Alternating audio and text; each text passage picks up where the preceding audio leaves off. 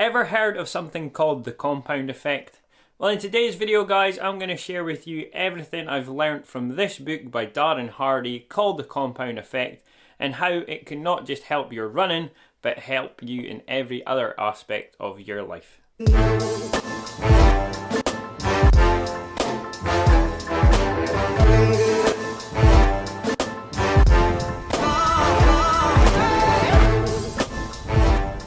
What is up guys, welcome back to the Run With Style YouTube channel, where I try to inspire others to lead more active and healthy lifestyles. If you're new to the channel, consider hitting the subscribe button and come and join this amazing Run With Style community, and let's help inspire others together. So today's video guys is all about something called the compound effect.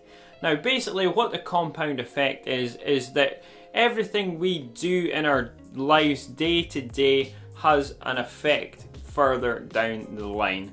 So the compound effect basically in this most simplest form is what you do today, regardless of how small, in years to come that could have a big impact on your life. So whether that be you're eating a little bit extra every day or you're eating less every day, it's just that whole what you do now and how it affects you in the future. And the book by Darren Hardy called The Compound Effect goes into this absolute awesome detail. I am not one for reading books, I usually listen to audiobooks, but I picked this book up and it's a pretty straightforward read. It's got great information all about how the compound effect will help you in pretty much every aspect of your life. Like you say, it's a jump start to your income, your life, and then your success. When I read this back in 2015, it kind of opened a sort of door for me to realise that, yeah, every action you take does have an effect, especially in the future. There's lots of great examples in the book, and there's one of the examples that I really like is about running and about a lady named Beverly. She says that she could never ever do a half marathon because she was overweight and there was just no possible way that she could ever do it. But Darren had told her to basically find her why that she wanted to do the half marathon in the first place. And the motivating factor was that she had a school reunion coming up, and for the fact is she just had her second child and she had gained a lot of weight in the previous 5 years, and she really wanted to be fit and healthy for her child also. So that gave her an overwhelming why she wanted to do this.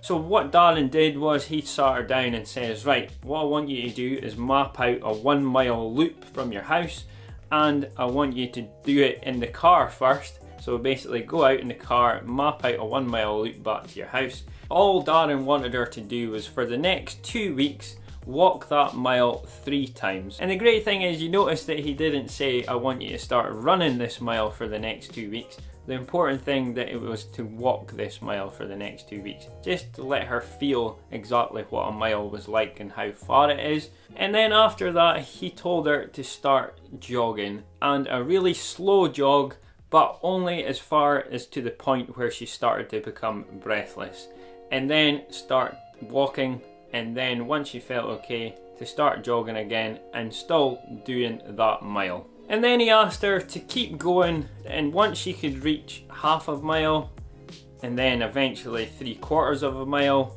and up until the point where she could run the whole mile without stopping. So this took Beverly over 7 weeks to achieve, just running 1 mile around the block. But then after 7 weeks she realised that this was working. A mile doesn't seem very long considering that she was looking to run a half marathon, but she was then getting more motivated, she was understanding her why more, and now after she's comfortable with running the mile, he then says to her, for every time you go out now, I only want you to increase your distance by 1/8 of a mile every time she goes out. Now again, this doesn't seem like very much, but guess what guys, within 6 months Beverly was running 9 miles non-stop all by herself, and then within 9 months, guess what, she was running the half marathon.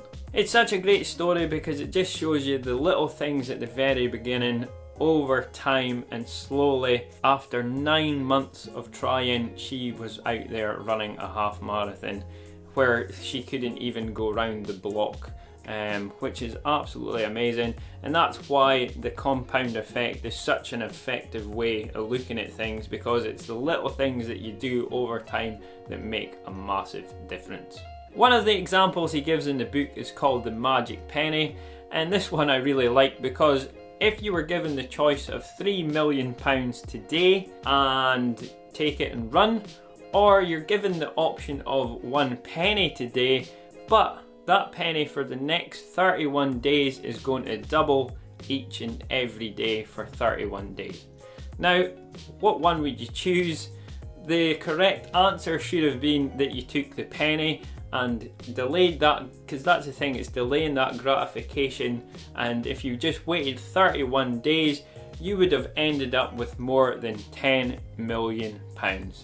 Now, it just shows you just that whole thing about the compounding effect, because instantly you would have been like 3 million right now, but if you just waited just that little month, you would have ended up with 3 times as more. So I really like that example. One of the examples in chapter 3 is a good one. It is one for motivation, because there's certain things that motivate us, and the example that he gives is kind of one that's pretty mad.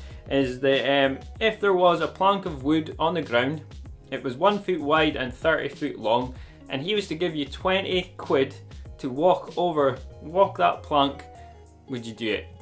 Of course you would. It's on the ground, easy peasy, 20 quid, done.